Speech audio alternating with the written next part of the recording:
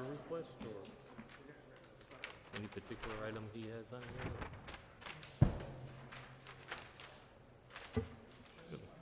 Right. Yes.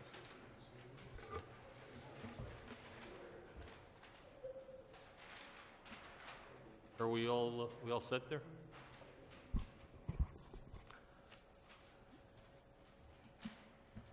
You recording yet? Oh, okay. Good evening, ladies and gentlemen. At this time, I would like to ask all in council chambers to turn off or at least set to vibrate your cell phones or any electronic equipment. Today's date is March 1st, 2016, and the public hearing of the Stratford Zoning Board of Appeals will come to order to hear those petitions advertised for this session. For those of you not familiar with our process, each petitioner or their designated representative will present the case to the board. When they have concluded, board members will then have the opportunity to ask any questions they may have. I will then ask if there is anyone who wishes to speak in favor or in opposition to the petition. We ask all petitioners to speak clearly and directly into the microphone. After all petitioners have been heard, we will then recess to our administrative session. Interested parties are welcome to stay. However, only board members and staff will be allowed to speak at that time. Please be advised that clapping or shouting as a way of expressing opinions on applications is not allowed or tolerated. Okay, for tonight's roll call, we have a few pinch hitters. I will be sitting in for Mr. Dempsey, who is the chairman. Mary Young will be sitting in for Ms. Collier, who is out of the same district representative. Mr. Grego will be sitting in for Ms. Brooks. And the other two are regular members.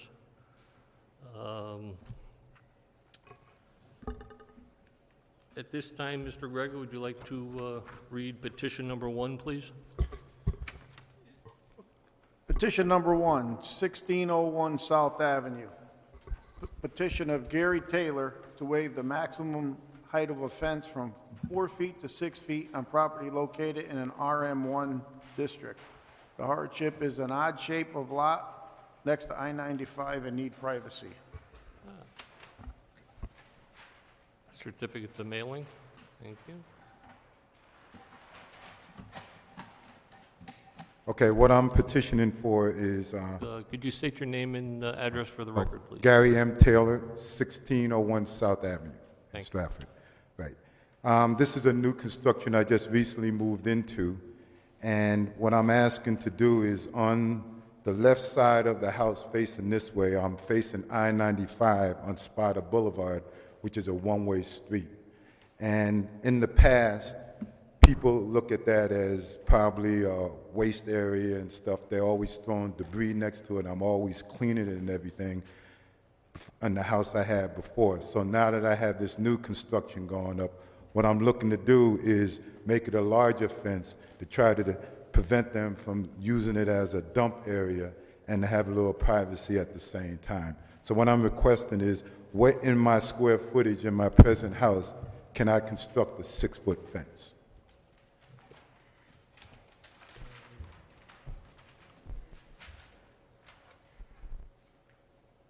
Okay, so this is entirely different from what we heard 6 months ago in regards to That was for the porch. for the porch, correct? Right, because when the house came in, I Right. had that overlay on the porch. Right, this is totally something different. Okay. Any questions from the Mr. Hoydick? Yeah, I have a question. Are you going to put the fence right on the end of the property line, or are you going to set it back? You know, there's a sidewalk, there's a town property area there. How far out are you going to bring this fence? I was looking to bring it out as close to the sidewalk as possible. As close to the sidewalk as possible? Possible, right. Okay. Thank you. Okay. And you say as close as possible. What are you envisioning? Well, I'm envisioning is, if you look on Sparta, where it's going down, and there's like a sidewalk there, as close as I can get to it, a foot 2 feet, whatever I can get as close to the sidewalk as possible. Because like I said, I'm cleaning that area up almost every week. I mean, you got beer cans, all this stuff. So I'm figuring if I put a 6-foot fence there, people will be more reluctant to try to make it as a trash area, right? And in the back, it's a dead-end lot in the back, so there's really no sidewalk. It's just a land in the back. So if you go across that 24-foot area, it's not a sidewalk or anything. It's just an open lot, right? I'm sure I can't do it in the front because obviously that's the front of the house. But you know, if it's possible, I would do it there too. So I'm just looking to tell me what I can do with it before I try to construct anything. Would 5 feet off of the sidewalk, would that work in that area? It could, but then it restricts my yard area that I have. So I was more reluctant not to take that land up if possible, right? Okay. Mr. Hoy? Let me ask you a question. Would you have an objection, seeing that it's a corner lot, Right. and South Avenue being a pretty busy street, the intersecting street, Spada Boulevard, that comes out into South Avenue, that corner, all right, would there be any way you could step the fence down, say, from that corner parcel of your property, say for 15 feet in both directions, so there's line of sight when you come out of Spada Boulevard? Well, you can't come out. It's a one-way street. That's one-way street? Yes, one-way Oh. street. You can only go one way. Right. Then It's not a forget it. two-way. Only South Avenue is I didn't two-way. realize that. When I went down, when I went by it, I didn't see the one. Yeah, it's all one way. That's the whole reason why Okay. the 6-footer would, We prevent them from we all got that it. stuff. Thank you. Any further questions from the Yeah, commission? I'm just, Oh, if Mr. I may, Mr. Taylor, I'm a little confused on the application. Specifically, I'm looking at the map, it says 6 foot on all 4 sides of your property line. If possible, right. What are you looking for specifically from the commission? What I'm looking for is to get permission to put a 6-foot fence in around my whole area. That's what I'm asking. Right. That's what I'm asking.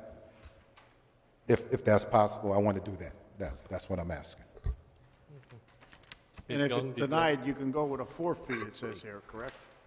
Well, obviously, I won't have any choice. I mean, there was a 4 feet up there initially, right? But I want to try to go 6 again because of the situation that I just told you. And that's what I'm looking to do. But obviously, when you're running up South Avenue, that's a busy street. I may not be able to do it on the front of South because that's a busy street. But if possible, I'd like to do the whole thing. Right. That's what I'm asking the commission. Okay. Ms. Young, did you have a question? Mr. Taylor? Yes. I have a question concerning the comments prepared by our Planning and Zoning Director dated February 23rd, and I'm wondering if you've had a chance to look at them. What was that? Jay Habansky, if I'm pronouncing that correctly, thank you. Okay. Prepared a brief paragraph, and if you haven't seen it, I'd like to give you a copy that talks about his recommendations with respect to your application that he provided to board members. Okay. If you don't have a copy, can I pass this down to you? Oh, thank you. Okay. I bring your attention to the last line of this comment where Jay identifies that a 6-foot fence located at the corner of South Avenue and Spada Avenue could impact the line of sight for pedestrians, bicyclists, and motorists, and should be considered when acting on this application. Yeah, but the reason it's a one-way street. If it was a two-way, I could understand that. But when you come to the corner of Spada and South Avenue, it only runs one way. That may speak directly to motorists, but pedestrians are free to go either way, in either direction on a one-way street, and bicyclists have been known to do the same. So my question, now that you've had a chance to evaluate that comment, would you be willing to consider abbreviating your application so as not to impact that corner intersection, but perhaps scale back your projects to avoid impacting sight lines? Are you asking that where the corner is to go 4 and then upgrade to 6, something like that? Well, to leave the line of sight open so that we don't have this public safety concern as expressed in the February 23rd comments. And perhaps I should invite Mr. Hibansky to engage, if our chairman will allow, to expand on what the sight lines would be. Is there a 30-foot triangle at the intersection, or what is the standard, if you know, in Stratford for providing sight lines? Well, the lines of sight are usually determined by the police department. Now, the zoning regulations state that you cannot have a fence higher than 4 feet in the front setback or the first 25 feet of the property. And with my comments, they were basically, the main concern I had was as anyone is approaching that intersection of Spada and South, just as Ms. Young stated, that there may be an issue where there's a car coming, and is there a stop sign at that intersection? There is. All of them. They got Both 4 ways. stop signs. They actually came up and put 2 signs in the front of my property. Right. The state did.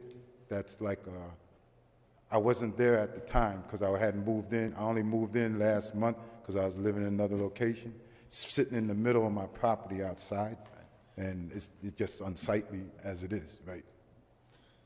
Well, one potential option is at maybe the first 15 feet going in either direction from that corner would be, the fence could be lowered to 4 feet in order to maintain that line of sight for motorists with pedestrians or bicyclists, but I'll leave that up to the commission. Since I'm the one who engaged you, I thank you for your input, and that's the sort of alternative that I would find more acceptable, but I'm just an individual member, so thank you for your consideration of that. Well, I mean, you're considering 15, that would be the minimum? Could it be lower than 15? Like, could it be 10 feet and then go up? Would that be something you would consider instead of the whole 15? All right, well, it's something we'll discuss in our administrative portion of the meeting. Okay. All right. Any other questions the commission has for this gentleman? Thank you very much. Okay. Anybody who'd like to speak in favor of this petition?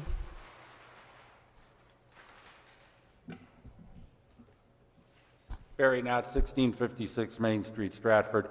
I've been driving by this gentleman's house the whole time he's had it under construction, and he's put a lot of time and effort into it. Congratulations, it looks great. It's a very difficult lot. Spada is one way going towards the thruway entrance at Johnny's Restaurant from South Avenue. I don't know that, normally I would say that dropping it to 4 feet would be the right thing to do if cars were coming out of Spada at that particular location. But this lot is really unusual, and I think this guy could use all the help that he could get on this thing. Thanks. Thank you. Anyone else who'd like to speak in favor of this petition?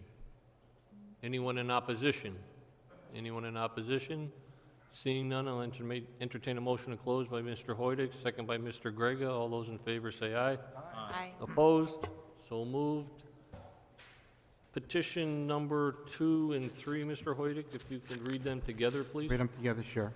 Item 2, 112 Victory Street, Lot 59-160, petition of Diane Diedrich to waive lot width of 60 feet to 50 feet and lot area of 7,500 square feet to 5,000 square feet in order to allow an existing single-family residence on property located in an RM-1 district. They're stating their hardship as size and shape of lot is consistent with other properties in the neighborhood area. And item 3 of the agenda, again, 112 Victory Street, lot 157-158, petition of Diane Diedrich to waive lot width of 60 feet to 50 feet and lot area of 7,500 square feet to 5,000 square feet in order to construct a single-family residence on property located in an RM-1 district. Again, the hardship, size, and shape of lot is consistent with other properties in neighboring area. Good evening, ladies. Excuse me, before you go, Mr. Knott, Mr. Chairman, I respectfully recuse myself on these items 2 and 3, but will remain in chambers with your permission. Yes, thank you. My name is Barry Knott. I'm a lawyer with the firm of Knott and Dunn with offices at 1656 Main Street, Stratford. I'm here this evening on behalf of Diane M. Dietrich of 112 Victory Street, Stratford.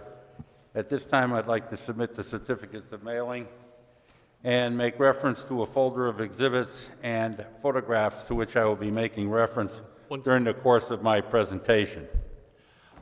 Before I begin my presentation, however, I wanted to acknowledge the fact that with Mr. DeCilio recusing himself, there are only 4 commissioners here that are hearing this petition.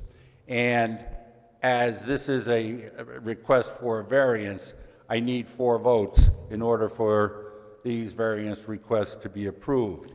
Now, in a situation like this in the past, where there are only 4 commissioners available, what I've done is I've asked the board for an agreement whereby if you all feel that you're prepared to vote yes on this application so that I have 4 yes votes, by all means, vote yes tonight, and thank you very much.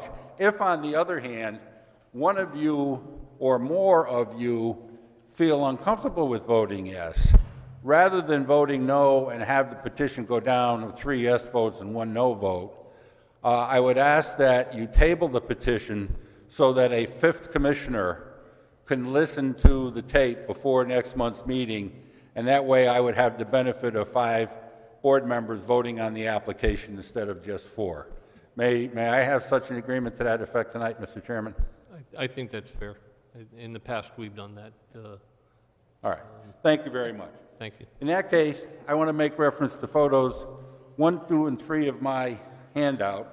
Number 1 is a photo of the existing house at 112 Victory Street, and I've indicated on that exhibit that this property, this house, sits on lots 159 and 160.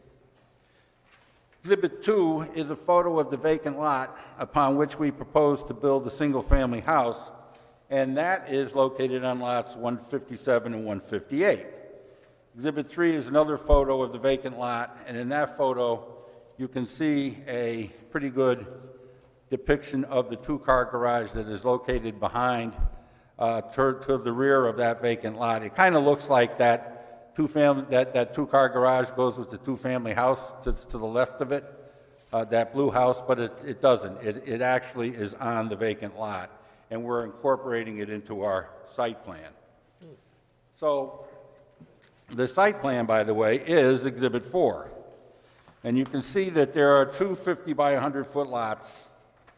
One is lot number 157 and 158. That's the lot upon which we are proposing to build the new house. And you can see that garage in the back. We're proposing a driveway in from the street to the back garage and a footprint of a house which would be single-family in nature that conforms to all of the zoning regulations.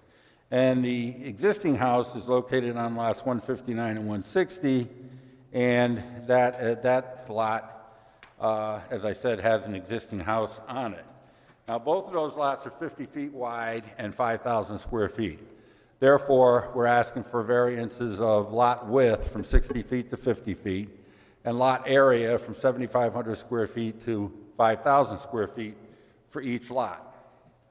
This property is located in RM1 district, which is a multifamily zone district under Stratford zoning regulations. Exhibit 5 is a copy of our assessor's map, and I simply highlighted on that exhibit 112 Victory Street, and you can see the house is located way over on the left under the numbers 112, and the vacant lot is located to the right, and you can see that garage located way to the rear of the vacant lot. Exhibit 6 is a copy of the assessor's card for this property, and I've highlighted in yellow the fact that when you look under the record of ownership category, that this family, the Dietrich family, has owned the property since June 22nd, 1944. Exhibit 7 is a certificate of descent that was issued by the Stratford Probate Court when Russell Dietrich died in 2005, and that transferred the property into Diane Dietrich's name, and I've highlighted lots 157, 158, 159, and 160 on map of Hollister Heights, Section A, dated 1998, made by W.P. Palmer Surveyor. Those are the 4 25-foot lots that were originally created and which were transferred by deed to the Dietrich family over the years since 1898. And in fact, Exhibit 8 is that 1898 map. And I've highlighted in yellow the title of the map. You can see vaguely under Hollister Heights the date 1898. And I've also highlighted in yellow on Victory Street lots 157, 158, 159, and 160. Those are the lots about which I am here this evening.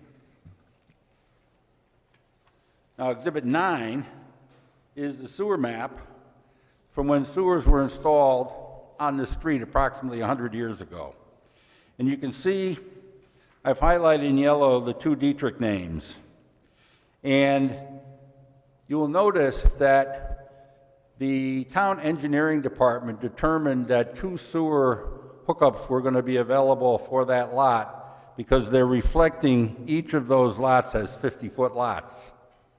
And you can also tell from the way the Dietrichs built the house originally, way over on the side of the property, that they always intended that the other lot would be available to them as a separate building lot. Now,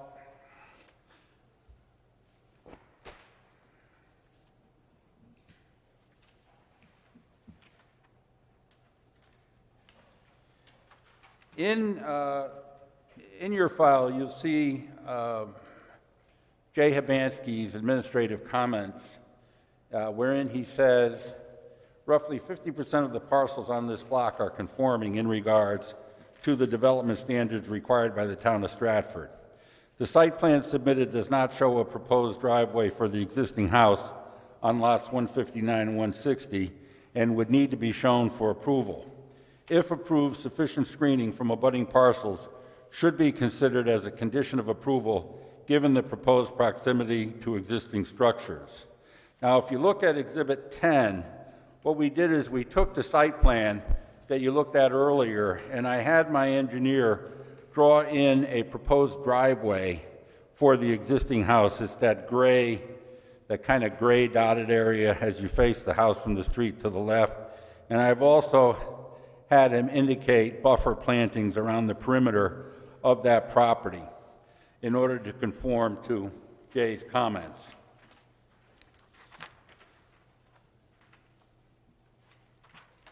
And Exhibit 11 is a copy of the assessor's map for the Hollister Heights area immediately in the vicinity of Victory Street. And I show you this map.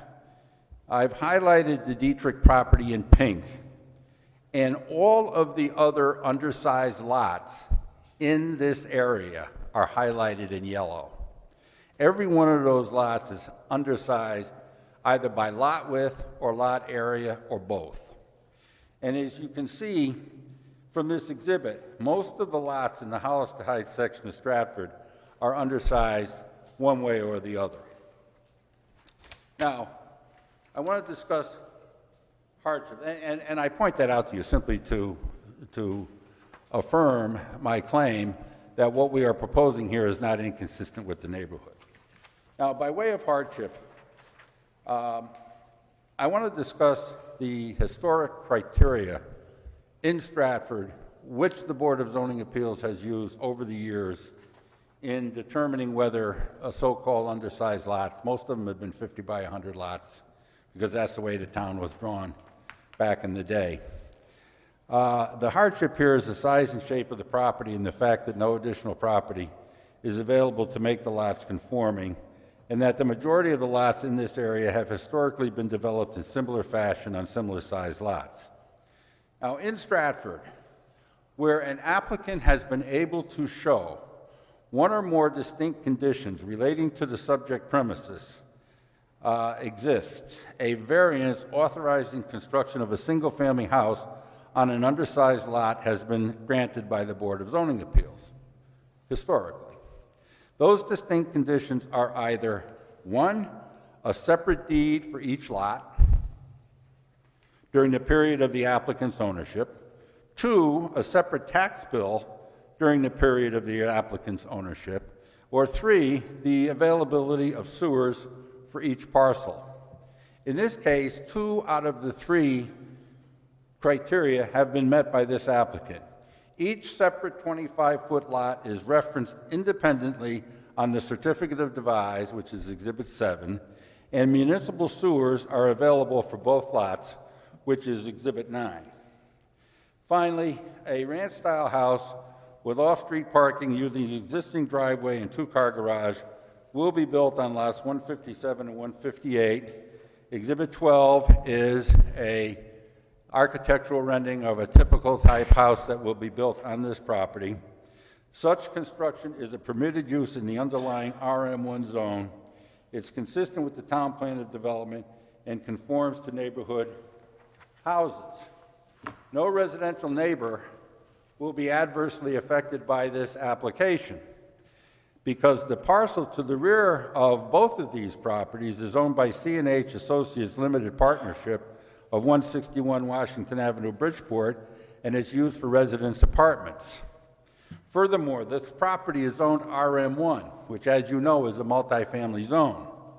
Accordingly, it is possible for my client to raise the existing single-family house, that little house that's there now. My guy could raise that house and build a duplex-style house on this lot with no waivers and no hearings, in which case you'd have 2 families living on this property in a 2-family house instead of 2 families living on this property each in a 1-family house. I submit to you that it is better for this neighborhood and everybody involved in this area to have 2 single-family houses housing those 2 families than 1 duplex, which we have the right to build. For all those reasons, I would request that you give favorable consideration to this request. Thank you. That's it? That's it. You want me to keep going? No, just, I figure I'd be here for another half hour. If you ask a question, I'm going to keep Yeah, going. that's what we're afraid of that. Mr. Grega, you okay there? One simple question. Be careful. From each side of the property lines, was there roughly 10 feet, 11 feet? Yeah, 10 feet on each side. From the house to the property line, 10 feet. On- Yeah. on- On the side of the new house. Yeah, okay. Yeah, exactly. That's what I thought, yeah. Anything further? Ms. Young, you all set? Questions? Questions for Mr. Knott? Attorney Knott, the beautiful display of exhibits you provided us this evening, 1 through 11, have those been in the file for any member of the public who might be interested to review it? Were those accessible to the public, or are they being given into the file tonight for the first time? Yeah, they didn't exist until about 3 o'clock this afternoon. So no, they're fresh off the hopper. I only ask that question as I find it beneficial for any and all interested parties to have the same access to this information, and you've done a very comprehensive job in pulling it together. So obviously, when we're done with commissioners' questions, we can see if there are interested members of the public who would have wanted access to that. But thank you for answering my question. Well, I do have extra folders that are available to members of the public if anybody's interested. That's very generous. Thank you. Yeah. I have a couple more questions. Okay. If I heard you correctly, in response to Jay Hibansky's comments, you generated a new site plan showing a new driveway and some buffering trees. Did Mr. Hibansky get to see that tonight, or may I ask him for his comments if he has No, any? no one saw any of those exhibits until just now. with the chairman's permission, can we ask Mr. Urbanski if he's had a chance to look at the site plan and has any opinion upon them? I think he's looking at them now. I have other questions, maybe I Okay, should yeah, if you want to continue. ask the question, sure. I was curious, you were reading some printed material, it appeared, about criteria for the board's consideration. You mentioned in the past certain considerations have been given when identifying whether a non-conforming or undersized lot should be given consideration. What document were you reading from? Well, I was reading from a document that I wrote Oh, based upon my experience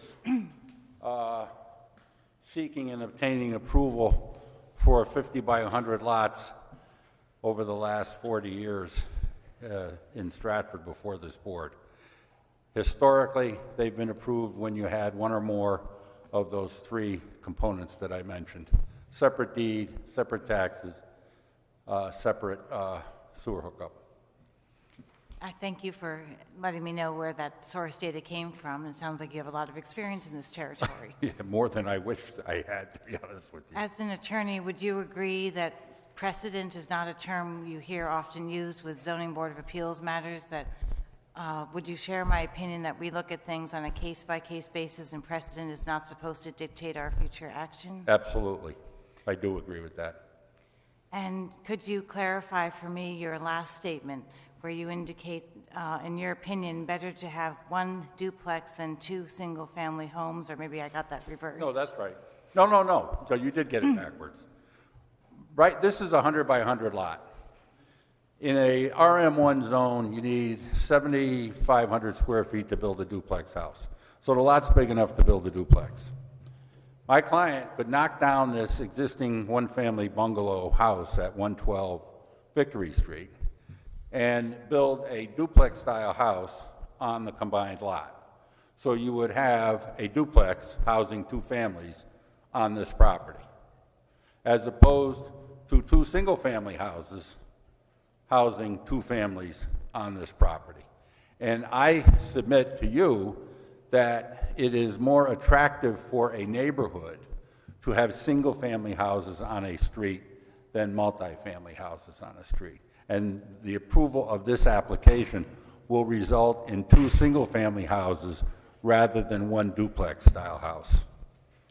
I think I did hear you correctly, and I guess I'm still looking for clarification, and I don't mean to be argumentative, but why is it more attractive to have two single-family homes than one duplex, in your opinion? Because a single-family residential zone is an upgrade from a multifamily zone. If you look in the zoning regulations, residential is an upgrade from, single-family residential is an upgrade from multifamily residential, which is an upgrade from commercial, which is an upgrade from light industrial, which is an upgrade from heavy industrial. Are you, Aesthetically. I'm not sure I share your opinion, but I appreciate you clarifying that, and I do have another question, but I'll see if Mr. Urbanski wants to answer my question about the site plan. I think what Mr. Hibansky decided is that during the administrative session of the meeting, we can all discuss it. Okay, I just wanted to give the applicant the opportunity if he wanted to opine upon his comments. I'm struggling with the idea of self-created hardship versus a hardship that is generated from the land itself. And I wonder if you could clarify again for me why this is not self-created hardship, or why this is a hardship tied to the land, because to your original question, will you have 4 yeses? I'm not at that point. No, I appreciate your candor.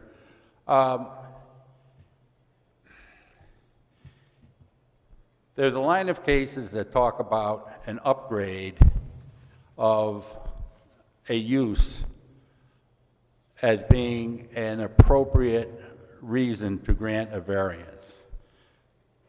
A classic example is if you're going from a light industrial non-conforming use and you want to upgrade it to a commercial non-conforming use, you're allowed to do that even though you don't have a legitimate hardship, because you're upgrading the use by going from light industrial to commercial. There's a line of cases that say that that's okay. This situation is similar to that, in that we are going from an upgrade. We're creating upgrade from a multi-family duplex-style house, which would go there, to 2 single-family houses. So is that self-created? Yes, it is. But it's a self-creation that improves the aesthetic quality of the neighborhood. There's more open space. Each person has a bigger lot. They have their own parking. I just think it's a better planning situation to have 2 single-family houses than 1 duplex. And since you are an attorney of law and I am not, are you of the opinion that the hardship you just stipulated to would hold up in a court of law? Because I understand this board has been subject to litigation in the past for granting variances that some would suggest did not have hardship demonstrated. I think that there's a 50-50 chance that that hardship would hold up in a court of law. We won't get to a court of law unless somebody appeals. And the purpose of a Board of Zoning Appeals is not to enforce the zoning regulations. The purpose of a Board of Zoning Appeals is to grant relief from the zoning regulations, which is what I'm asking you to do. Thank you. Any further questions? Thank you, Mr. Knott. Anybody who'd like to speak in favor of this petition? Anybody who'd like to speak in favor? Anyone in opposition? Anyone in opposition? Seeing none, I'll entertain a motion to close by Mr. Hoydick, second by Mr. Grega. All those in favor say aye. Aye. Opposed? So moved. Coming out of the bullpen, Mr. DeCilio.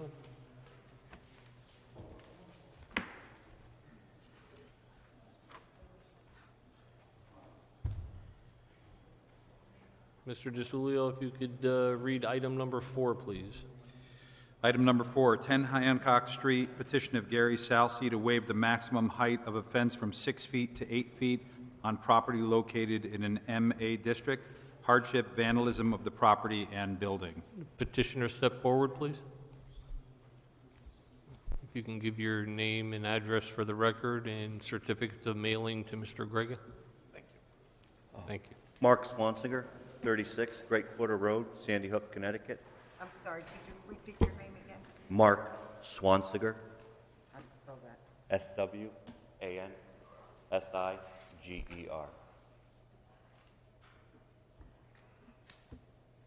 Okay. So we're looking for a petition to go from the 6 to the 8 feet. It's consistent with the neighborhood. The surrounding fences are all 8 feet tall. And currently, we're paying rent across the street where our trucks are fenced in an 8-foot enclosed parking lot. So we were hoping to enclose ours the same way so we wouldn't have to pay the rent every month. Makes sense. Okay. Any questions, Mr. Hoyt? Well, here again, it's the same situation as we had on the first application, and it's basically the corner of Seymour and Hancock in line of sight. Do you have any suggestions? It's a chain link fence. It's set in from the corner, and I actually pulled up to the corner before I came and took pictures, and the visibility is actually quite good. Oh, so this is going to be chain link? This is not going to be a solid fence? Right, chain link. Okay. And even if it was solid, it actually still is good if you want to. Well, I went I was around it, and okay with it. I could see where it could be a problem if it Okay. was solid, so, okay. Thank you. Any other questions from the commission? The fence across the street is 8 feet, isn't it? That's correct. Yes. And then there's a railroad fence also that runs down Seymour the whole way, that's 8 feet. Right. And then there's others 8 feet in the neighborhood, even with barbed wire. So it really is consistent with the neighborhood. Right. Ms. Young, question? Good evening. Good evening. You mentioned you had taken some photos and you'd driven past to get a sense of whether or not there would be sightline impediments. Yes. Is that because the fence is already up and Just we're talking about poles. an after-the-fact approval, or Only the poles are up. only the poles are up? But you think that gave you sufficient information to know or project whether or not there would be a sightline issue if this fence were fully installed? I would say there'd be no issue at all. Are those photos something you want to make part of the record? Oh, sorry? Are those photos something you can make part of the record? It looks like you're holding on to Oh, something. yeah, I can pass them right over if you like. It's up to you. I would like to see them if you'd like to put them into the record. This one's looking down the street where the fence is going to be.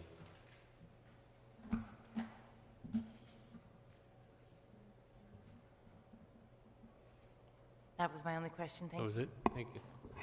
Any further questions? Seeing none? Okay, thank you. You're welcome. Anybody who'd like to speak in favor of this petition? Anyone like to speak in favor? Anyone in opposition? Anyone in opposition? I see none. Motion to close by Mr. Grega, second by Mr. DeSulio. All those in favor say aye. Aye. Opposed? So moved. Ms. Young, could you read item number 5, please?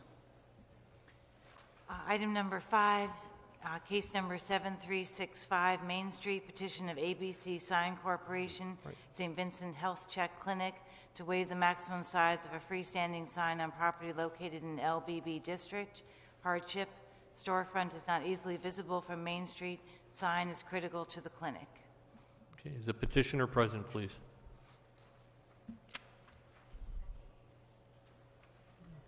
If we could just have your name and address for the record. Those are the... Good evening, Larry Bork of ABC Sign Corporation, in behalf of St. Vincent's Health Check Clinic. The clinic is located in the Oronoque Shopping Plaza inside the pharmacy. We're asking your approval to add a sign for the Health Check Clinic to the existing multi-tenant ground sign at that property.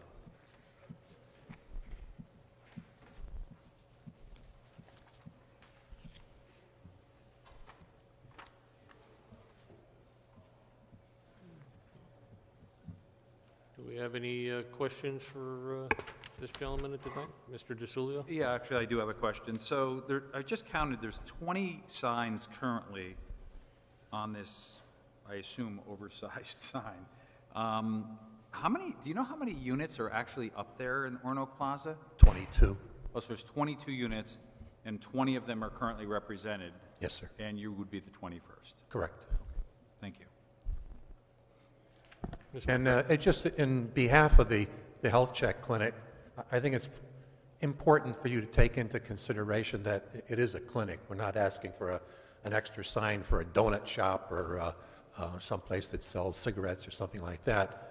It's quite important to the Health Check Clinic and St. Vincent's Hospital that people know that the clinic is there and available to them.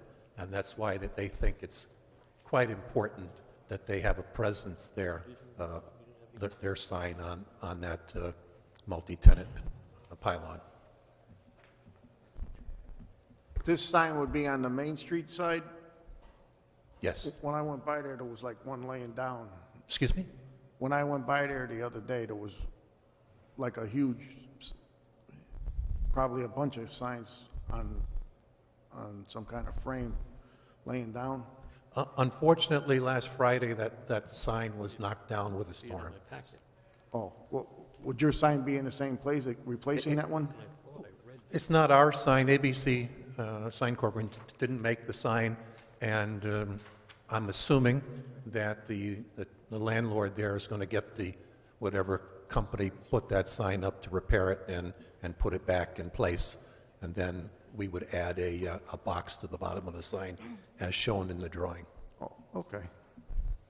Did, by any chance, did everybody get Jay's comments in regards to this sign? Yeah, yeah. Okay, so I'm the only one who didn't.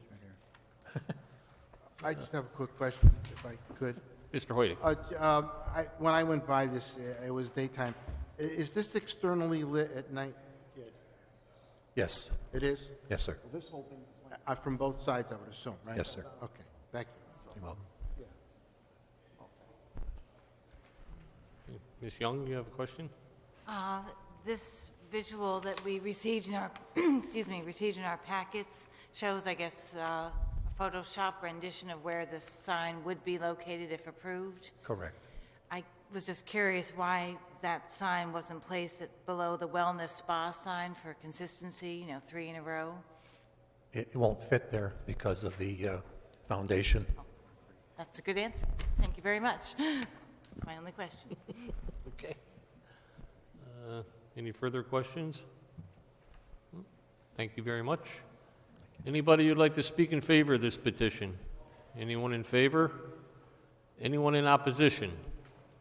Anyone in opposition? Seeing none, entertain a motion to close by Mr. Hoydick, second by Mr. DeSulio. All those in favor say aye. Aye. Opposed? So moved. Mr. Grega, number 6, please. Yes, sir, Mr. Chairman. Petition number 6, 1262 West Broad Street, petition of Cumberland Farms Incorporated to waive the maximum size of a freestanding sign from 36 square feet to 63 square feet, and to waive section 16.7.3 in order to allow a changeable message sign on pumps on property located in a CA district. The hardship needs additional messages on pump. Good evening. My name is Carolyn Parker, 3 Lorien Avenue, Worcester, Massachusetts. I'm here representing Cumberland Farms. There's 2 things going on. Basically, Cumberland Farms has started what they call a Smart Pay program. The Smart Pay program they started a couple of years ago. The reason we haven't incorporated it in the state of Connecticut is because they've also gone in front of the state to get them to allow LED pump toppers. Now, the pump toppers are the prices on the dispenser. So there's 2 ways that Cumberland Farms incorporates the Smart Pay program, and that is one is through their main pylon sign, and the other one is through the pump toppers. You do allow signs to alternate at 30 seconds for gas stations, but on the main pylon sign, because the gas station is right off the ramp, they don't feel that that 30 seconds is a good time for them. So what we'd like to instead do is to convert the diesel prices to a Smart Pay price, and then add a 6 square foot We Have Diesel sign below the existing sign right now. So that main pylon sign will remain static at all times, so it will not alternate. Then the second thing we'd like to do is remove the manual pump toppers and install LED pump toppers. The LED pump toppers would have a Smart Pay alternator within them. I do have a sample back there that we'd like to see them alternate at 8 seconds. That's the standard we've been setting them at. And it's basically, the pump toppers are required by the state. They're meant for the people at the pump. They're not meant to be seen from the roadway. We are 40 feet off of one road and 90 feet off of the other. The pumps are parallel with the road, so really just the first 2 pumps are the pumps that you would see if you see anything. I don't know if you want me to go lift that up. If you could. I can't really bring it too close. No.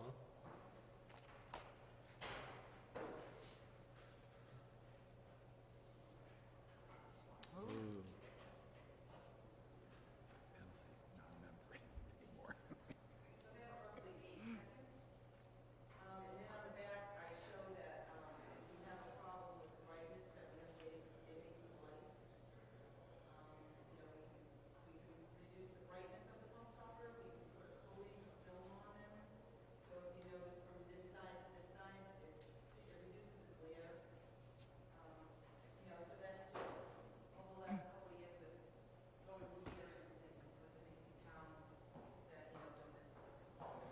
With the towns and stuff.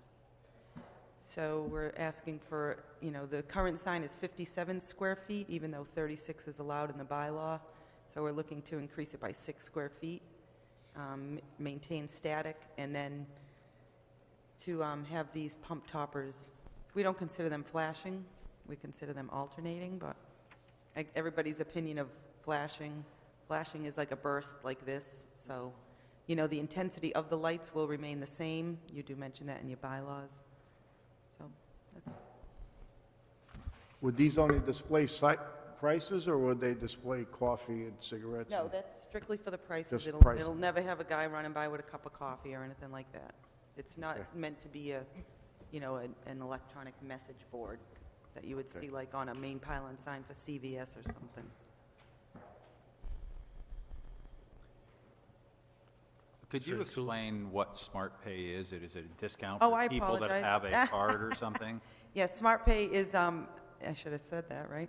Smart Pay is a program that allows customers to get 10 cents off a gallon of gas. So you would have a card, I don't know, I'm from Worcester, so we have, say, Stop and Shop. If you buy $50 worth of groceries, you get 10 cents off a gallon of gas. Cumberland Farms, you don't have to do anything. You just have to have the card. The way the card works is it works off your debit card. So therefore, because it's coming off your debit card, they're not doing, it's kind of like a cash credit thing. It's just their way of doing it. So you can just drive up and get 10 cents off. So, And I have another... And those prices are really old on the pump.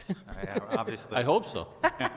I have another question for you. Do you know what the average pump time is, like for a customer? For a customer to pump the gas? Yeah, like how many times, if it's going to flash every 8 seconds and say, come on, join us, Smart Pay, save money on Smart Pay, because it's going to change the price.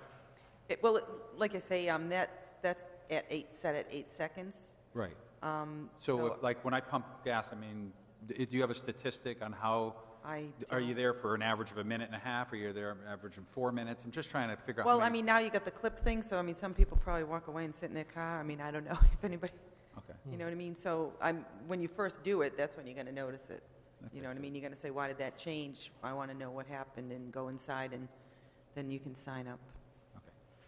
And those can be reset to, say, 30-second intervals? And Well, we'd prefer to have less. You know, anything over 30 seconds defeats the purpose of what we're trying to do. So there's one reason that, you know, I mean, we've had 10, 12, 15. There's, you know, every town's been a little different, but. Well, I'm just trying to see where that's going to fit into our guidelines of our Well, you say sign light. you're allowed 30, you're allowed, you know, in the bylaws, sorry. Let me find it.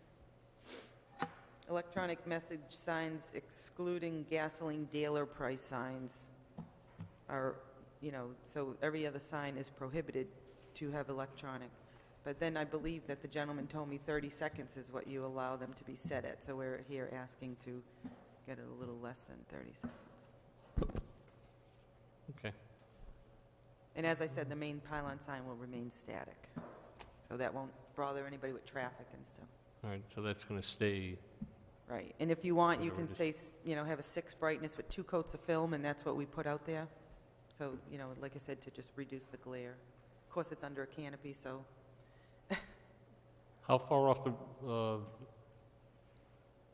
I pretty much know the answer to that, how far off the road they are, but, It's 40 feet, I believe, from 40 West feet? Broad, and then 90 Okay. from the other. I do have a photo in there showing, you know, the 2 pumps with the. right. Any other questions from the commission? Ms. Young? Thank you for offering that display. That Yeah. spoke volumes to me. Did I understand that when you've gone to other communities seeking similar relief, that some communities have asked you to instigate some mitigation in the form of a glare control, and that's not part of your proposal, but you're suggesting it could become Well, no, part of your yeah, I mean, proposal? you know, and you allow LED, obviously, but that is an option if, you know, you have a problem with them maybe seeing them from the roadway. We can reduce the glare so that, I mean, I personally don't drive down the street and look at a pump to find out what you know, what the gas price is. I look at the main pylon sign, so it's mostly, it's for the people at the, you know, at the pump when they're already pulled up. So again, if I wanted to, for instance, articulate in an administrative session a motion that I wanted to include that mitigation, how would I articulate that? I want the anti-glare feature. Well, you would, it's, I mean, I have a piece of the film, I can show you what it is, and you can write it down, and then you just say 2 coats of film.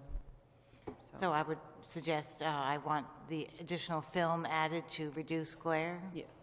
Thank you. And I can go get it, and you can write it I think down. you've answered my question, but I Okay. appreciate it. I have one more, if I may. Yep. If you've heard some of the applicants that preceded you, they were trying to identify the hardship tied to the land that made their application worthy of our consideration with respect to meeting the case law requirements that the hardship be tied to the land in some fashion.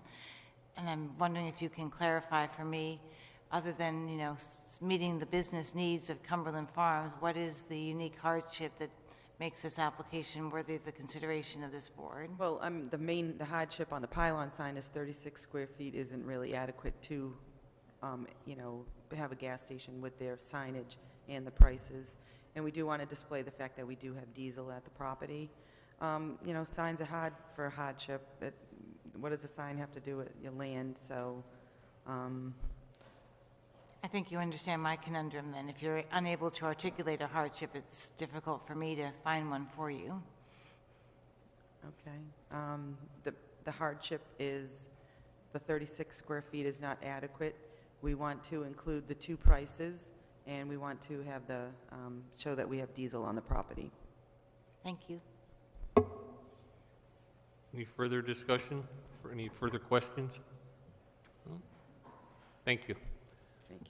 Anyone who'd like to speak in favor of this petition? Anyone in favor? Anyone in opposition? Anyone in opposition? Seeing none, entertain a motion to close by Mr. DeSulio, second by Mr. Grego. All those in favor say aye. Aye. Opposed? So moved. Mr. Hoydick, number 7, please. Yes, item 7 of the agenda, 1623 and 1625 Stratford Avenue. Petition of Declan Mahar to waive required parking from 35 spaces to 11 spaces. Maximum pervious area from 80% to 85%. And the required front landscape area in order to convert buildings into a restaurant on property located on a CA district. Hardship is a pre-existing non-conforming lot, structured built before current zoning regulations. Okay, Mr. Chairman, yes. may I, before they begin, I have a different agenda that says 34 to 8 in my note here. I just want to make sure we read the correct one into the record. I think that's the updated, Is this the outdated one? updated. 34 to 8 would be corrected. It's the updated Maybe you version. want to just reread that into the Yeah. record, Oh, okay. corrected. Okay. There you go. This one is up. I think they come out a week. Okay, let me Come out read a the whole week thing ago. over again. 1623 and 1625 Stratford Avenue, petition of Declan Mahar to waive required parking spaces from 34 spaces to 8 spaces in order to convert building into a restaurant on property located on CA District. Again, the hardship, the pre-existing non-conforming lot, structures built before current zoning regulations. I maybe... Name and address for the record, or if it's just the firm, that'll do, and mailing certificates. If you have certificates of mailing? Yeah. My name is Sam Gardner. I'm an architect. I live at 390 Ridgefield Road in Wilton, Connecticut. I'm here with Declan Mahar and Jordan Bochanis, who are the proposed operators for this restaurant and are the applicants. Could you tell me the second name? I have Declan Mahar. Mahar and Jordan Bochanis, Bochanis.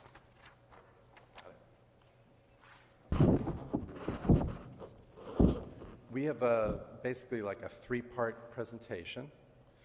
One, I'm going to give just the overview of the relief that we're seeking for the parking. Jordan is going to speak to what the restaurant concept is, so you have an idea of what they're proposing. And then Declan is going to discuss our solutions to the parking at this site.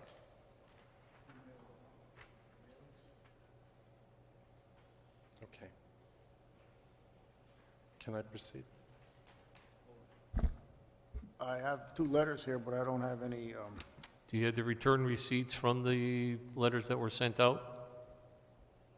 I guess we don't. Or some type of No, I don't have them. certificate from the post office that you mailed them out? I'm sorry, we don't have those. Did you mail them out to the abutters? No, we did not. It was I guess it was a misunderstanding. Well, As a point of order, I'm concerned also that the legal notice may have been different than what we're reading into the agenda tonight. It seems like the discrepancy is increased in the parking deficit. All reasons perhaps worthy of considering doing a new legal notice, but Mr. Hibansky may have an opinion. I'm under the impression that what was advertised in the newspaper is accurate to our updated agenda here from 34 spaces to 8.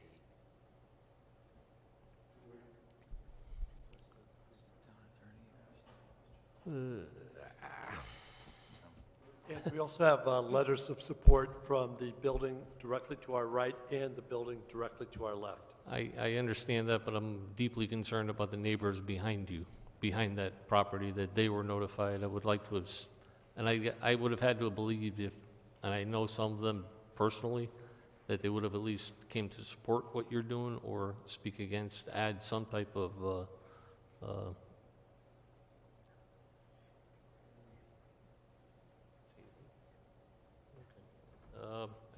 I think what we really should do is table it till next month. We're just going to continue it. We'll put you up at the top of the list. You'll be number 1 next month.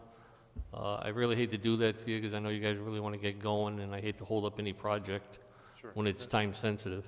But I'm uncomfortable with going any further without the neighbors being aware of what we got to do. Okay. Mr. Chairman, may I also suggest that you instruct the applicant perhaps to visit the zoning office and maybe get those mailings done with certified return receipts so that there's proper notice of the public hearing by next month? Yes. Yeah, if you want to just contact the office tomorrow, Jay will fill you in exactly what needs to be done, and Okay. this way be no more glitches. And sorry to make you wait to hear nothing tonight, but we'll see you next month. Okay, understood. Thank you. Okay, thank you very much. Yeah, I'll need a motion to table that next month by Mr. Hoydick, second by Mr. Grega. Any further? All those in favor say aye. Aye. Opposed? So moved. Need a motion to close the public hearing portion by Mr. DeSulio. Have a second by Mr. Grega. All those in favor say aye. Aye. Opposed? Anybody need a break? 2-minute break? No breaks? We're all good? Okay. Take a motion to open up the administrative session of our meeting by Mr. Grega. Have a second for Mr. Hoydick. All those in favor say aye. Aye. Opposed? Okay.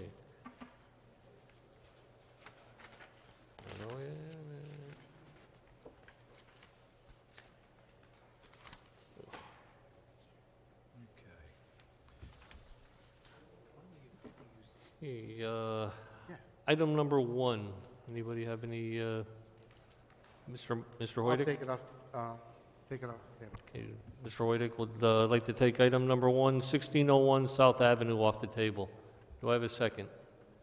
Mr. Grega. All those in favor say aye. Aye. Opposed? Okay, under discussion? Yeah, I don't have any problem with the application other than, as I stated to the applicant on that corner. I would make a motion to approve it with the stipulation that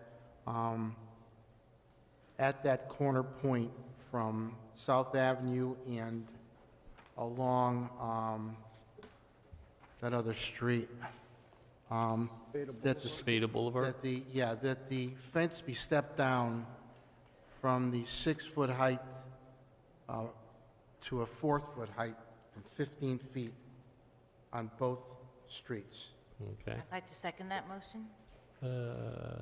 You can. Do we have any other further discussion on the matter? I just want to understand it. So, Ron, what we're saying is that if this motion you just made is approved, Yes.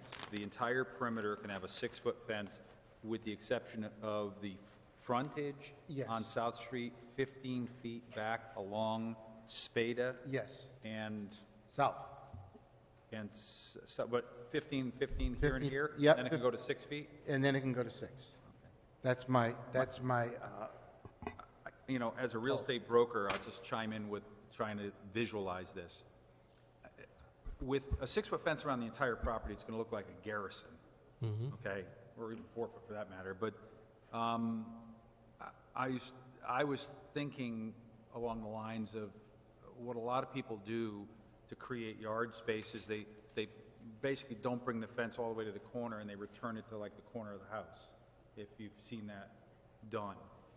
That solves this whole corner problem. And he has, by right, he can go to 4 feet across the frontage, correct? With like a picket fence, and then you can have a, stockade fence or whatever the rest of the way for privacy on the side and back.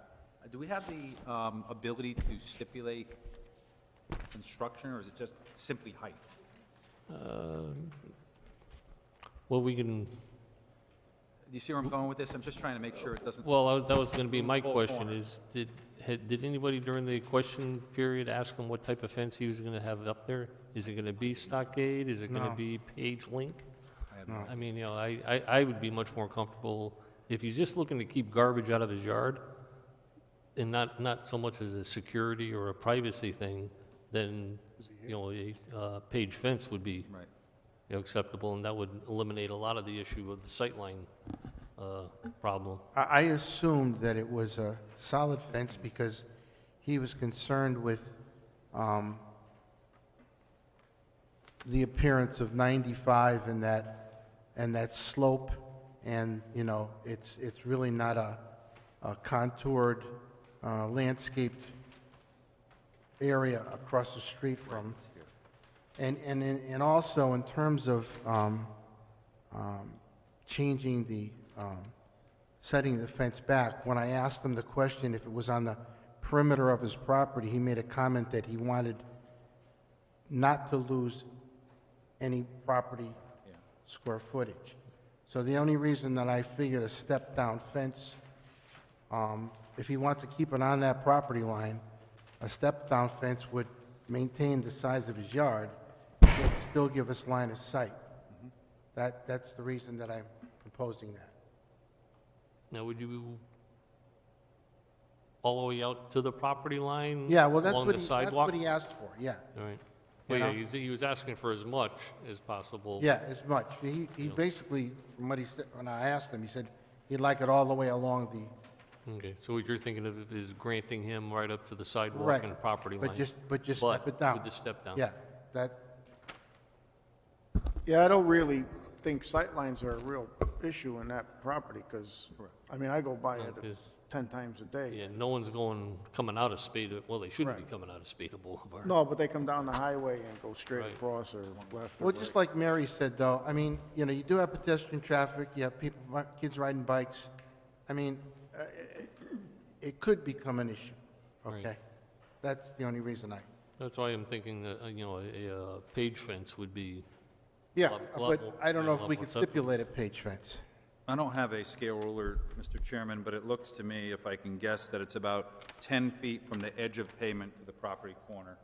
Right. So even if he goes with the fence right there, there's another 10 feet before the nose of your car enters Spada Boulevard. right. Now, I don't know the distance between the nose of the average car and the driver, but I would think that would be enough 10 feet, to be able to see a pedestrian. 10 to 12 feet? Yeah. What the- 7, 8 feet, yeah. Drive one of them big old Lincolns. They're don't know. not big anymore. Hey, I don't know. saying I'm showing my age? So we got a Well, again, sightlines, because once you come off the bottom of the highway, you either got to go left, right, or straight. Yeah. And you can't, there's nobody coming out of Spada Boulevard Oh, that's right. making a right or a left. This here's the It's ramp? one way. The Yeah. ramp is right Oh, across the the ramp's right street. here. Oh, okay, got it. So you get off the bottom of Sure. exit 31, and, Yeah, I've been there a million times. yeah, and it's No, kind of like a triangle property. It's, Right. Okay, well, I have a motion by Mr. Hoydick to approve with the 15-foot either way step down on the fence. Do you want to stipulate or, the type of fence, or do you? Well, could wanna- we do that? I mean, I believe we can, yes. Right? Okay. because if we could stipulate a chain link fence, then I'll withdraw the And you'll allow the 6 foot all the way around? I'll allow 6 foot all the way. I just didn't know if that was acceptable. Yeah. I could support that. All right, then I amend my approval. You're, To- you want to withdraw your motion and make a second motion to Right. approve with a 6 foot high all the way around chain link fence Right, only. absolutely. Okay. No slats in it, no, No, no, just no, just a pure so page, people can see type through. chain link fence, right. Okay. Do I have a second for that one? Do we want to give the opportunity to maybe give the applicant another option for fence that is somewhat transparent but not necessarily chain link, maybe some sort of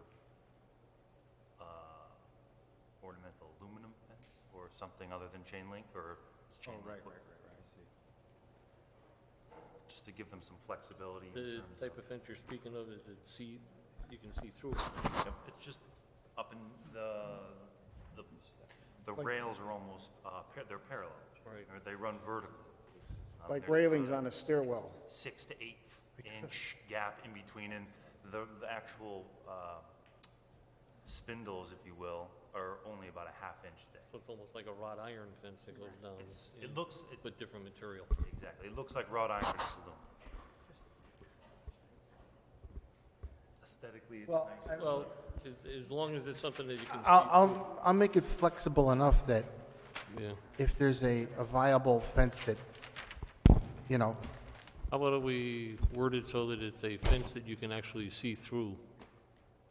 Okay. Clearly enough, so it's, the 'Cause that- thicket fence that Jay is explaining, sounds like you can see clearly enough coming down, so you can see kids, okay. on the sidewalk. That there's a Or the a same. visible line of sight, Right. at that corner.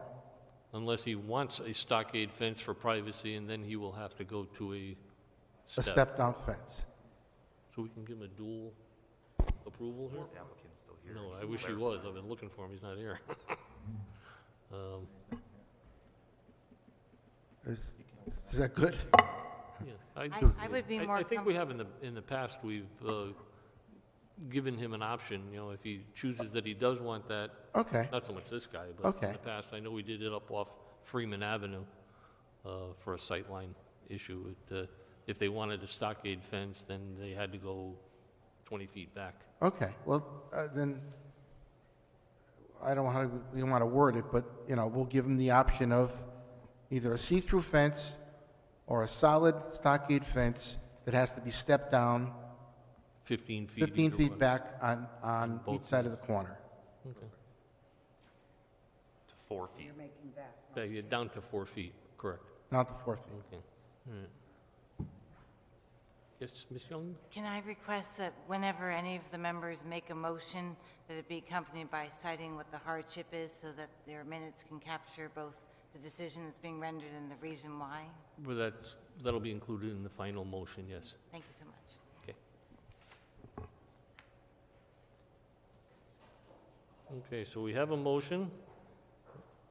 Did I get a second? No. Can I get a second on that? Second by Mr. DeSulio. Any further discussion on the matter? And the hardship will include an odd-shaped lot next to I-95 and need privacy. I So, already put that. okay. I do put that in. Okay. All those in favor say aye. Aye. Opposed? So moved. Agenda item number 2. Anybody like to? I'll take it off the table. Take that off the table by, Together. need those voted on together? 2 and 3, can we take them off at the same time? 2 and 3, do they need to be, can they be together? Or? Yeah. They can be done together. Yeah, 2 and 3. Motion to take 2 and 3 off. Keeping in mind, not to show anybody's hand, but do you feel we can go further with this? Or? Well, I was going to Yeah. first say that. Should we take a consensus of, Yeah. does it seem like it's a, I personally don't. Did we get a second to take it Yeah. off the table? We got a Mr. I Hoydick to don't take have, it off I the don't have a table. problem with it right now. Okay, and do I get a second from Mr. Gregor to take it off the table? And under the discussion part, does anybody have any major issues with this thing that they don't think that, we can go forward with it tonight? Ms. Young, you're okay? No? I think the applicant requested that a fifth member review the proceedings. If he does not have 4 votes tonight. He does not have mine at this point in time. Okay, well then I would like to Table? have a motion to table that and have a I'll make the fifth motion to table. motion by Mr. Hoydick to table, second by Mr. Grega, and we will have to have a fifth regular member, seeing we're out of alternates. To have a regular member listen to that and vote on it next month. Thank you, I appreciate your consideration. Okay, all right. Okay, item number 4. Can I get item number 4, 10 Hancock Street, off the table by Mr. I'd like to take it off the table. by Mr. Grega, I'll second that. second by Mr. Chairman? Facilio. All in favor, say aye. Aye. Opposed? Okay. Under discussion, or anybody want to make a motion for discussion purposes? Well, Mr. Chairman, I'm going to vote in favor of this because of the area and the neighborhood it's in. It's one side is surrounded by train tracks. It's all commercial buildings. The existing properties in the neighborhood do have an 8-foot fence. Right. His hardship is vandalism of property and building, and I can understand that. I could see that happening without a fence in that area, so. Take that in a form of a motion to approve by Mr. Grega, I'll second it. second by Mr. Hoydick. Any further discussion on the, Ms. Young? Knowing that I am new to this board, it would appear that the hardships cited in variances granted are often those that are listed on these agendas, and I would just ask for the gentleman who made the motion to consider offering some additional hardship language that came from the testimony we heard that would be something that the case law might recognize, such as public safety, but vandalism of property is not something I'm familiar with, recognized in the case law for supporting a variance being granted.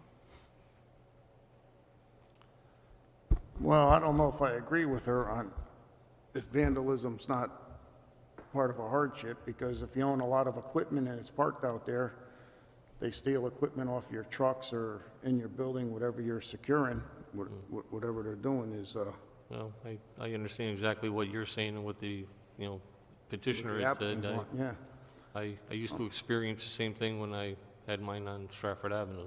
There's certain times you just, for that purpose. That's what fences are made for. But I understand what she's saying, is though in the future, if maybe we can pick up something in the testimony from future petitioners, maybe we can pick up on something there, yeah? Okay. I thought I had heard public safety mentioned by the petitioner, so even though it may be listed differently in the agenda, that doesn't, in my opinion, preclude the gentleman who made the motion of adding public safety to the rationale for why he wanted to make a motion to grant this. Okay. All right, so we have a motion by Mr. Gregg, a second by Mr. Hoydick. Any further discussion? Seeing none, all those in favor say aye. Aye. Opposed? Passes 5-0. Okay, petition number 5, 7365 Main Street. I have a motion to take that off the table by Mr. Hoydick. Have a second, please, by Mr. DeCilio. Any further? No. All those in favor say aye. Aye. Opposed? Under discussion. Well, I just make a motion to approve. Motion by Mr. DeCilio to approve. Do I have a second? I'll second. Second by Ms. Young. All, under discussion purposes. It's consistent with the existing sign. It's not an overreach. The shopping center is not visible from the main road. It abuts across the street at, I don't know how many, 10,000 employee facility. I mean, it seems just totally inconsistent with the existing sign, Right. in my opinion. And unfortunately, he can't make it 3 across because of that concrete abutment there, Correct. Yeah. which I didn't see till Mary brought it up. Well, I'm going to vote in favor of this also because of the land design. The shopping center's up probably 40, 50 feet higher than the road, Right. Right. you know. You wouldn't know it's there if you didn't see the sign. Yeah, you need the Correct. signage. Yeah. To that point, whomever made the motion, I've lost track, maybe they would want to include in their rationale for hardship the topography as being a justification. That's the word I was looking for, I couldn't think of it. I thought it was, yes. Well, you now have that word. Okay, so we have a motion by Mr. DeSulio, second by Ms. Young, I think. Yeah. All those in favor say aye. Aye. Aye. Opposed? So moved. 1262 West Broad Street, petition of Cumberland Farms. Can I get that off the table? I'll make a motion to take it off. By Mr. Hoydick, second by Mr. Grega. For discussion purposes, all those in favor say aye. Aye. Okay. I'd like to make a motion to deny. I asked the applicant what her hardship was, and she didn't offer one, indicating it was difficult to make an argument for hardship in the cases of signs. I may be in the minority, but that's my motion. Okay, Ms. Young made a motion to deny. Is there a second on the denial? I'm going to go ahead and second that motion. Okay, we have a second by Mr. DeSilio to deny. All those in favor say aye. Or Discussion. second for, okay, for discussion. Yeah, I think we should open this for discussion. Okay. I think I don't disagree with what Cumberland Farms is trying to do. I find it a little bit, the every 8-second thing a little bit offensive, but I don't see anything but a marketing financial hardship here. I'm concerned with a precedent also. I'm glad it wasn't one of those LEDs that starts selling you coffee and donuts and talking to you, but nevertheless, I think I agree with Commissioner Young. Okay. Young? Are you denying the whole application or just the changeable message signs? Well, therein lies a good question. My motion was to deny the application for failure to demonstrate hardship to this board. Okay.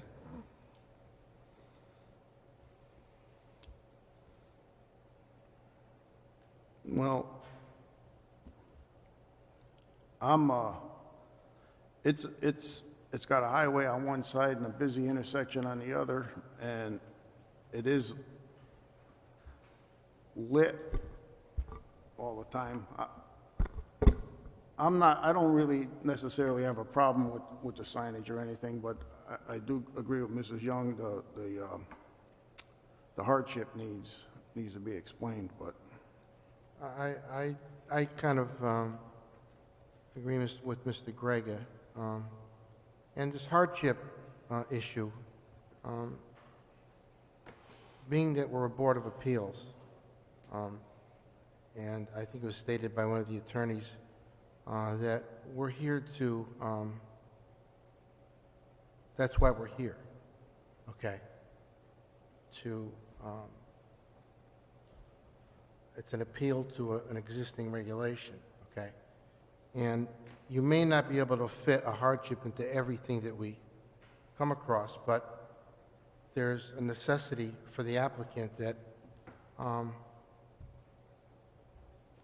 we should consider allowing it, especially in this case. So I don't see that much of a hardship, but it also aids the consumer.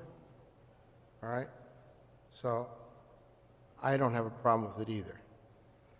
So you want to take it to a vote, take it to a vote. The highway is much higher than where the gas station is located for them to see prices from the highway if they had to get off, but. Hey, Mr. Well, Gregg, just to elaborate a little bit more on my seconding and my position in agreement with Ms. Young, or is it Mrs. Young? Ms. Young, my apologies. It seems this is simply for a marketing tactic. So, the Stop and Shop all of a sudden put toppers on that say, go in and shop and save another 10 cents, go and shop, you know what I mean? So where does they offer a discount, as was mentioned by the applicant, but I don't think those pump toppers, I don't buy gas there, but I don't think they flash every 7 seconds. Does anybody know? I have no idea. Yeah. I mean, it just seems like it's it's just a marketing, Well, not gimmick, but promote, it's a way to alert those that they're not saving 10 cents. And to use a debit card instead of a credit card, they don't have to pay a credit card company. It's obviously, a feature and benefit. Well, I think they're just Designed for comparing, business profit. I think they're just comparing two different prices, with the smart pay versus Right. no pay. or- Well, I'm going to feel like a dummy if I'm not a member, just out of curiosity. I'm going to go in there and say, you dummy, you didn't save 10 cents. You dummy, you didn't save 10 cents. You dummy, you didn't save 10 cents every 8 seconds. And I'm never going to go back. So. Or I'm going to join. But I mean, the precedent point is really one of, is this something...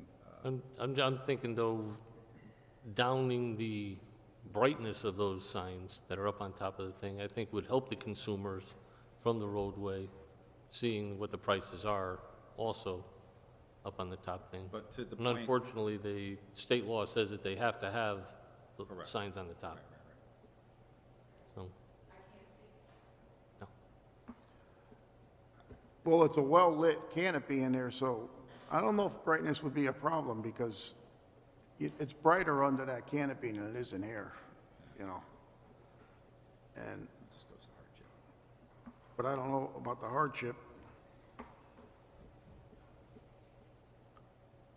And I'm not sure, it says 36 square feet to 63 square feet on the original sign. Without a picture, it's hard for me to visualize what that is. There is a picture there. Oh, you have a picture? Yeah, those pictures. Yeah, somewhere there's a I picture. didn't get a, Oh. Yeah, it's in that packet. It's in that packet. Towards the back.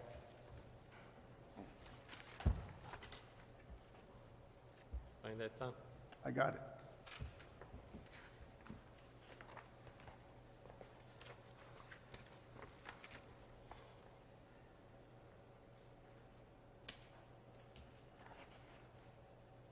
That's not much.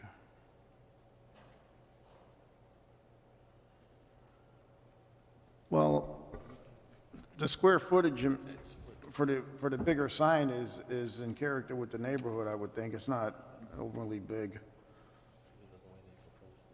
That's in the corner of the lot. I'm pretty sure, but I think we did that up at the one up in North Main Street.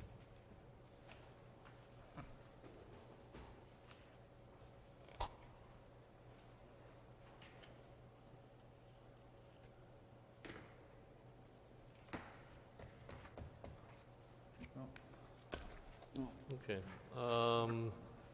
Let me just throw this out there for discussion purposes. How about if we split the question for the petitioner and give them the freestanding sign, approval of the freestanding sign out at the street, and not the ones on top of the gas pumps? As a point of order, before people respond to that suggestion, would you like me to rescind my motion so we can entertain yours? Well, I'm just throwing it out there. I'm not making a motion yet. Okay. Just an idea if anybody would be in favor of that. I don't see the large sign going from 57 to 63 to add we have diesel. Perhaps that could be considered a hardship because they need signage for their product. How else are you going to Right. tell people if you Yeah. don't put that on the sign? Right. Yeah. Sounds like your non-motion is getting support for a motion, so I'm going to rescind my motion. Should But we're someone still, like to well, we're still under articulate it? discussion, so we're under discussion part of the motion, so. If you'd like to rescind your motion, I will rescind your motion as I am coming to find your suggestion. I won't call the motion a favorable one. okay, so Ms. Young withdrew her motion to deny. Mr. DeCilio, we get I a, withdraw my withdraw your second. Okay, now the floor is open for a new motion.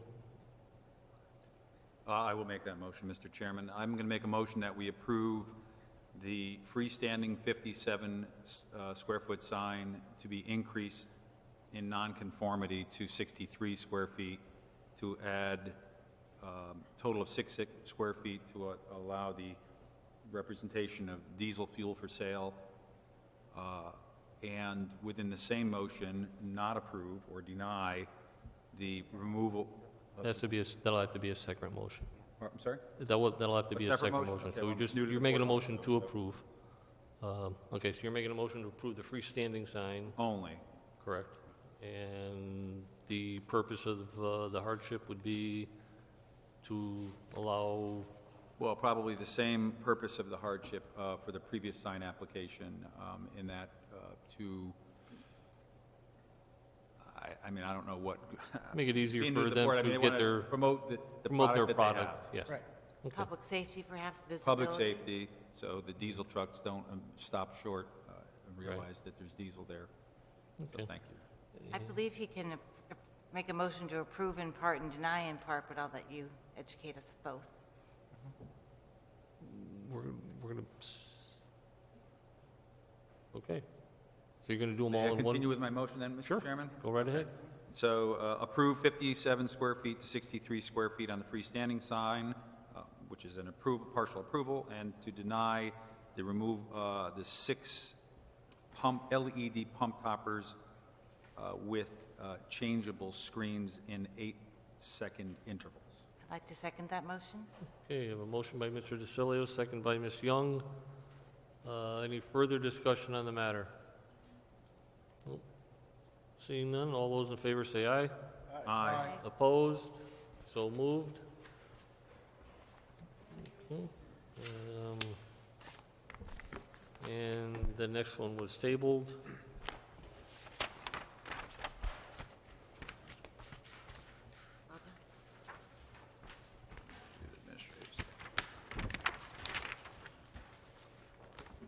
Okay, I need a motion. Okay, man, was anybody at that meeting? I think Mr. Hoydick and I were it. I was at the organizational meeting. Approval, yeah, the approval of the minutes for the January 5th organizational meeting. I make a I'll make motion. a motion, or... Okay, I'm That's sorry. right, too. Mr. Hoydick, I was there. Tom, and I, Yeah. okay, three of us. I was there for both, so I'll second Mr. Gregis. Motion by Mr. Gregas, second by Mr. Hoydick. All those in favor say aye. Aye. Okay, and for the January 5th regular meeting of 2016, I'll make the motion. make a motion by Yeah. Mr. Hoydick, second by Mr. Grega. All those in favor say aye. Aye. Opposed? Campsite plan review, I don't believe we have anything for tonight. I'm sorry, I just wanted to abstain from those last two votes since I was not present. Okay, so it would be a 4-0 vote. On the minutes. 401, one abstention. Everybody get in their packet a notice of an appeal on the Gorlow West Beach Drive decision that we made last month. Is that a surprise? Anymore, just make a notice. Just to notify you.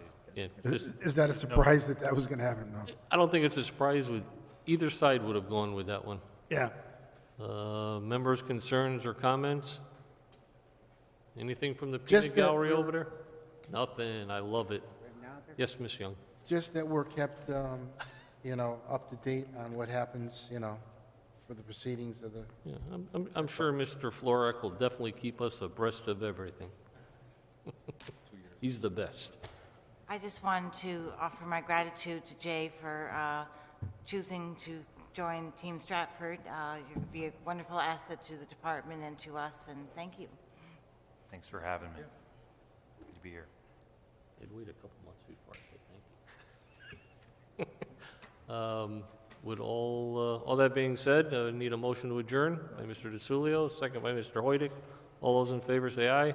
Aye. Opposed? Thank you very much, everyone. Another great job. Before everyone leaves, I just want to double check I have everyone's most recent contact information. Rich, I'm sure